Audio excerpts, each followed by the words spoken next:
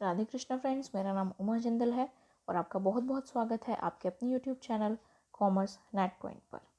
Friends, paper 1 की unit 1 शिक्षण अभिक्षमता, जिसकी लास्ट क्लास में हमने शिक्षण की प्रकृति और इसकी विशेषताओं के बारे में पढ़ा था, और आज की क्लास में हम पढ़ेंगे कि शिक्षण कितने प्रकार से किया जा सकता है, शिक्षण के प्रकार कौन कौन से होते हैं। तो आज की क्लास स्टार्ट करने से पहले मैं आपको बताना चाहूँगी कि आप मेरे Telegram group commerce net point को ज्वाइन कर सकते हैं। वहाँ पर आपको मेरे वीडियोस के लिंक और पीडीएफ्स मिल जाएंगे। तो अगर आप इस ग्रुप को ज्वाइन करना चाहते हैं तो इस ग्रुप का जो लिंक है वो डिस्क्रिप्शन बॉक्स में दे दूँगी, वहाँ जाकर आप इस ग्रुप को ज्वाइन कर सकते हैं। तो चलिए आज की क्लास स्टार्ट करते हैं। तो सबसे पहले देखिए, शिक्षण के 3 प्रकार होते हैं, यानी कि 3 प्रकार से टीचिंग की जा सकती है।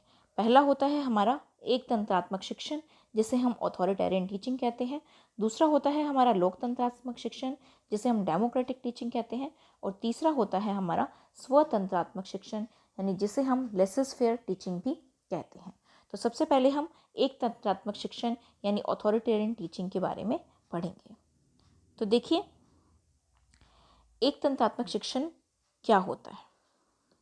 तो सबसे पहले देखिए, जैसे आपको इसके नाम से क्लियर हो रहा होगा, एक तंत्रात्मक शिक्षण यानी कि इसके अंदर क्या होता है, इसके अंदर केवल एक तंत्र होता है, यानी कि कोई एक ही अथॉरिटी होती है जिसके अंडर सब काम होते हैं। यानी कि जो हमारा शिक्षक होता है वो इसके अंदर अथॉरिटी होता है और शिक्षक के अनुसार ही सभी कार्य किए जाते हैं। तो सबसे पहले देखिए, इस शिक्षण के अंतर्गत शिक्षक केंद्र बिंदु माना जाता है। तो जो हमारा एक तंत्रात्मक शिक्षण होता है उसके अंदर शिक्षक केंद्र बिंदु होता है, क्योंकि शिक्षक के अनुसार ही सभी कार्य किए जाते हैं। कक्षा के अंदर शिक्षक जो होता है वो जो भी कार्य करवाता है, छात्रों को वही कार्य करना पड़ता है। वह अपनी मर्जी के अनुसार कोई भी कार्य नहीं कर सकते, इसलिए शिक्षक केंद्र बिंदु माना जाता है। उसके बाद देखिए, इसके अंदर स्मृति स्तर का प्रयोग होता है। स्मृति स्तर यानी जिसके अंदर केवल चीज़ों को कंठस्थ करने यानी चीज़ों को याद रखने पर जोर दिया जाता है, उसे स्मृति स्तर कहा जाता है। तो जो भी हमारे टीचिंग के लेवल्स हैं, यानी जो भी टीचिंग के स्तर है, उनके ऊपर मैं एक स्पेशल वीडियो बनाऊंगी, लेकिन अभी मैंने आपको थोड़ा सा बता दिया कि स्मृति स्तर क्या होता है, जहाँ पर चीज़ों को याद करने पर जोर दिया जाता है। यानी कि जो भी टीचर काम करवाता है उसको हमें क्या करना होता है, उसे हमें लर्न करना होता है, उसे समझना होता है। ठीक है। उसके बाद देखिए, इसमें छात्रों को शिक्षक के आदेशों का पालन करना पड़ता है। यानी कि शिक्षक जो भी आदेश देता है किसी भी कार्य को लेकर, उसके आदेशों का हमें पालन करना पड़ता ही है। ठीक है। अपनी मर्जी से कोई भी कार्य यहाँ पर छात्र नहीं कर सकते। उसके बाद सभी क्रियाओं का शिक्षक द्वारा मार्गदर्शन किया जाता है। यानी कि क्लास में जो भी काम होते हैं, जो भी क्लास में क्रियाएं होती हैं, उनका मार्गदर्शन कौन करता है? उनका मार्गदर्शन केवल शिक्षक द्वारा ही किया जाता है। यानी कि शिक्षक के अनुसार सभी कार्य कक्षा में किए जाते हैं।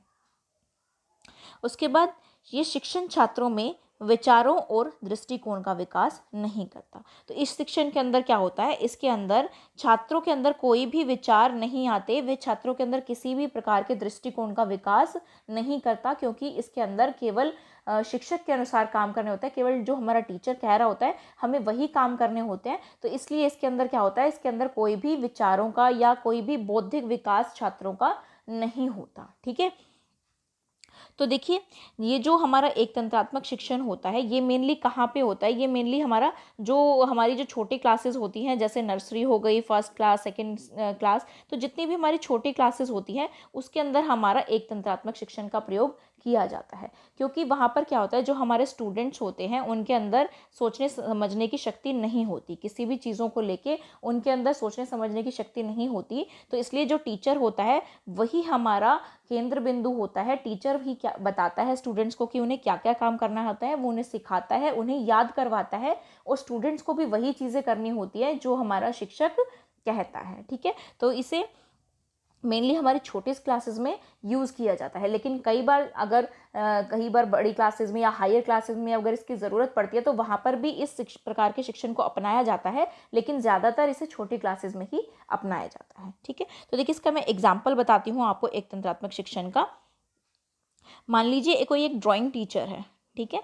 ड्राइंग टीचर है वो क्लास में एंटर करता है और बेबीज़ को क्या बोलता है, स्टूडेंट्स को क्या बोलता है कि आपको एक लैंडस्केप बनाना है, और साथ में वो क्या करता है, साथ में वो ब्लैक बोर्ड पे एक लैंडस्केप बना रहा है, ठीक है। वो एक लैंडस्केप बना रहा है ब्लैक बोर्ड पे और उनको बोल रहा है कि यही आपको लैंडस्केप ड्रॉ करना है अपनी नोटबुक में, अपनी ड्राइंग की नोटबुक जो भी है उसमें आपको यही लैंडस्केप बनाना है। तो स्टूडेंट्स को क्या करना होगा, जो भी टीचर ने लैंडस्केप बना रखा है बोर्ड पर उन्हें वही अपनी नोटबुक में बनाना होता है। वो अपनी मर्जी से कोई भी लैंडस्केप यहाँ पर नहीं बना सकते। सारा काम जो होगा वो किसके अनुसार होगा, वो टीचर के अनुसार होगा। जो भी चीज़ें टीचर कहेगा वही उन्हें करना पड़ेगा, ठीक है। तो ये होता है हमारा एक तंत्रात्मक शिक्षण।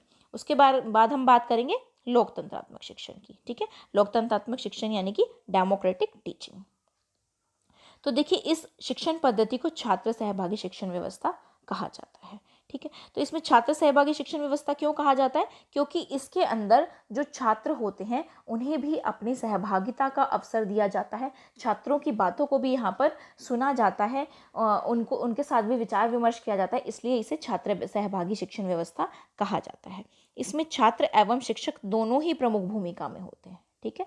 इसमें दोनों ही प्रमुख भूमिका में होते हैं, क्योंकि जो शिक्षक होता है वो भी छात्रों को सिखाता है, बताता है, उन्हें याद करवाता है, लेकिन जो छात्र होते हैं वो भी शिक्षक की बातों को समझते हैं और उसके बाद उसके अनुसार अपने विचारों को भी प्रस्तुत करते हैं, अपना बौद्धिक विकास भी करते हैं, इसलिए दोनों ही इसके अंदर प्रमुख भूमिका में होते हैं।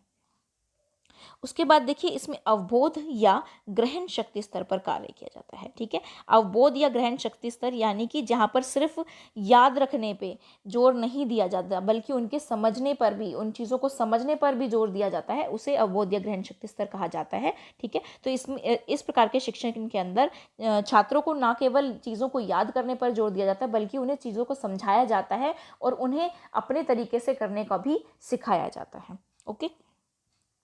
उसके बाद देखिए, इस पद्धति में बालक को अपने विचारों को प्रस्तुत करने की आज्ञा दी जाती है। तो मैं आपको पहले ही बता चुकी हूँ कि जो ये मेथड होता है, जो ये टीचिंग का, इसके अंदर बालक को अपने विचार प्रस्तुत करने की पूरी छूट दी जाती है कि बालक अपने अनुसार भी कार्य इसके अंदर कर सकते हैं। वो बता सकते हैं किसी भी चीज़ को लेके कि ये कार्य इस तरीके से किया जा सकता है, ओके। उसके बाद देखिए, इस प्रकार के शिक्षण के अंतर्गत छात्र शिक्षक के साथ विचार विमर्श कर सकते हैं, ठीक है। अगर कोई भी मान लीजिए प्रोजेक्ट का काम हो रहा है, क्लास में कोई भी प्रोजेक्ट वर्क चल रहा है, तो वहाँ पर क्या होता है, कोई भी जो छात्र होता है उन्हें कोई प्रॉब्लम हो रही है या कोई उनके मन में विचार आ रहा है, तो वो क्या कर सकता है, वो अपने शिक्षक के साथ उसको शेयर कर सकते हैं, अपने विचार विमर्श कर सकते हैं और उसके बाद उस कार्य को दोनों मिलकर कर सकते हैं, ओके। उसके बाद देखिए, इस तरह के शिक्षण को विचारशील शिक्षण के रूप में माना जाता है। तो इसे विचारशील शिक्षण के रूप में क्यों माना जाता है, क्योंकि यहाँ पर जो हमारे स्टूडेंट्स होते हैं वो अपने विचारों को प्रस्तुत करते हैं, अपनी समझ को विकसित करते हैं, उनका बौद्धिक विकास होता है, इसलिए इसे विचारशील शिक्षण माना जाता है, ठीक है।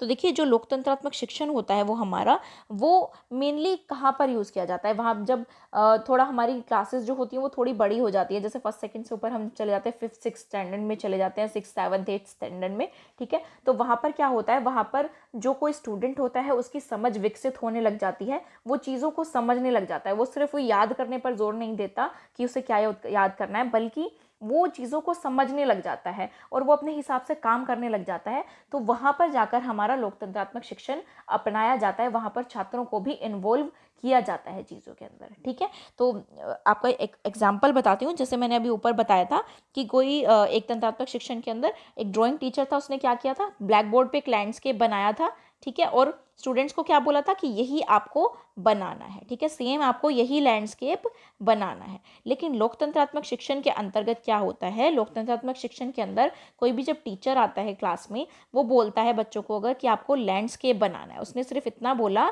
कि आपको लैंडस्केप बनाना है, लैंडस्केप में क्या क्या बनाना है, थोड़ा सा उनको हिंट दे देता है कि आपको ये चीज़ें इसके अंदर बनानी है, ठीक है। उन्होंने थोड़ी सी स्टूडेंट्स को हिंट दिया, स्टूडेंट्स को समझाया है कि आपको इस तरीके से ये चीज़ बनानी है, लेकिन यहाँ पर स्टूडेंट्स के ऊपर कोई भी प्रेशर नहीं है कि उनको वही चीज़ बनानी है, ठीक है। वो अपनी मर्जी से भी वहाँ पर कुछ चीज़ों को इन्वॉल्व कर सकते हैं, अपनी समझ से अपने अनुसार उन चीज़ों को बना सकते हैं। तो इसके अंदर क्या हुआ, इसके अंदर दोनों छात्र और शिक्षक दोनों की इन्वॉल्वमेंट हुई है ना। तो इसलिए इसे क्या कहते हैं, हम लोकतंत्रात्मक शिक्षण कहते हैं। उसके बाद लास्ट में आता है हमारा स्वतंत्रात्मक शिक्षण। स्वतंत्रात्मक शिक्षण, यानी कि यहाँ पर जो हमारे स्टूडेंट होते हैं वो बिल्कुल स्वतंत्र होते हैं कुछ भी काम करने के लिए। ठीक है, तो देखिए इस पद्धति को मुक्तात्मक शिक्षण पद्धति के नाम से भी जाना जाता है। मुक्तात्मक शिक्षण पद्धति यानी कि जो हमारे स्टूडेंट्स होते हैं वो मुक्त होते हैं किसी भी काम को अपने अनुसार करने के लिए। यहाँ पर जो हमारा टीचर होता है उसकी कोई भी खास इन्वॉल्वमेंट नहीं होती किसी भी टॉपिक के अंदर, किसी भी चीज़ के अंदर। जो हमारे स्टूडेंट्स होते हैं वो अपने अनुसार इसके अंदर काम करते हैं। तो इसके अंदर देखिए, इसके अंदर जो हमारे छात्र होते हैं उन्हें केंद्र बिंदु माना जाता है। जैसे हमने अभी ऊपर पढ़ा था, एक तंत्रात्मक शिक्षण के अंदर जो शिक्षक होता है वो केंद्र बिंदु माना जाता है, लेकिन स्वतंत्रात्मक शिक्षण के अंदर छात्र केंद्र बिंदु माना जाता है, क्योंकि जो सभी काम होते हैं वो छात्रों के अनुसार होते हैं। ओके, इस पद्धति में चिंतन या विमर्शी स्तर पर कार्य किया जाता है। तो चिंतन या विमर्शी स्तर यानी कि इसके अंदर जो हमारे स्टूडेंट्स होते हैं वो पूरे डेवलप हो चुके होते हैं, वो ग्रो कर चुके होते हैं, उनकी जो भी सोचने समझने की जो शक्ति होती है वो काफ़ी हाई लेवल पे चली जाती है। तो स्टूडेंट के अनुसार सारा काम होता है, तो वो अपनी सोचने समझने की शक्ति के अनुसार काम करते हैं, इसलिए इसे चिंतन या विमर्शी स्तर पर काम किया जाता है। इसमें छात्र दबाव मुक्त होकर सीखते हैं। तो इसके अंदर जो छात्र होते हैं वो बिल्कुल प्रेशराइज नहीं होते किसी भी चीज़ को लेके, वो अपने अनुसार काम करते हैं, वो बिल्कुल दबाव मुक्त होते हैं। वो जो भी अपनी क्रिएटिव स्किल्स होती है, जो होती है उनको स्किल्स किसी भी प्रकार की, वो उनको दिखा सकते हैं, वो बिल्कुल फ्री होकर काम करते हैं। यह अत्यधिक विचारशील शिक्षण माना जाता है। ठीक है, ये अत्यधिक विचारशील शिक्षण माना जाता है क्योंकि इसके अंदर सारा काम जो होता है वो स्टूडेंट्स की सोच समझ के अनुसार होता है, वो खुद हर चीज़ को सोच के करते हैं, तो इसलिए इसे अत्यधिक विचारशील शिक्षण माना जाता है। इस पद्धति द्वारा छात्र की रचनात्मक प्रकृति को बढ़ावा मिलता है।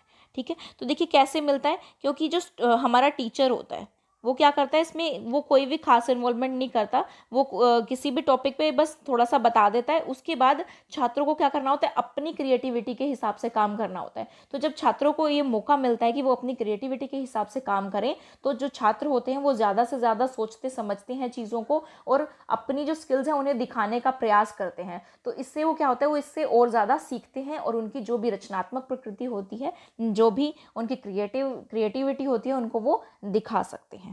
ओके, तो देखिए जो हमारा स्वतंत्रात्मक शिक्षण होता है ये ज़्यादातर हमारा हायर एजुकेशंस के अंदर यूज़ किया जाता है, क्योंकि जो हमारे स्टूडेंट्स होते हैं वहाँ पर वो बिल्कुल डेवलप हो चुके होते हैं हर चीज़ को अपने अनुसार करने के लिए। ठीक है, तो स्वतंत्रात्मक शिक्षण के अंदर जो हमारा रिसर्च होता है वो भी करते हैं स्टूडेंट्स, किसी भी टॉपिक पे वो जब स्टडी करते हैं तो वहाँ पर वो अपने अनुसार काम करने के लिए चीज़ों के ऊपर रिसर्च भी करते हैं। यानी स्टूडेंट जो हमारे टीचर होते हैं वो क्या करते हैं, वो उन्हें सिर्फ टॉपिक बताते हैं और उन्हें उनके ऊपर थोड़ा सा उनको समझाते हैं, और सारा काम किसे करना होता है, सारा काम स्टूडेंट्स को ही करना होता है, चाहे वो रिसर्च करके करें, चाहे वो किसी भी तरीके से करें, स्टूडेंट्स की ही इसके अंदर ज़्यादा इन्वॉल्वमेंट होती है, टीचर्स की कोई भी खास इन्वॉल्वमेंट यहाँ पर नहीं होती। ठीक है, तो इसका भी एग्जाम्पल मैं बताऊंगी। जैसे अभी मैंने आपको ऊपर बताया था कि ड्राइंग टीचर है।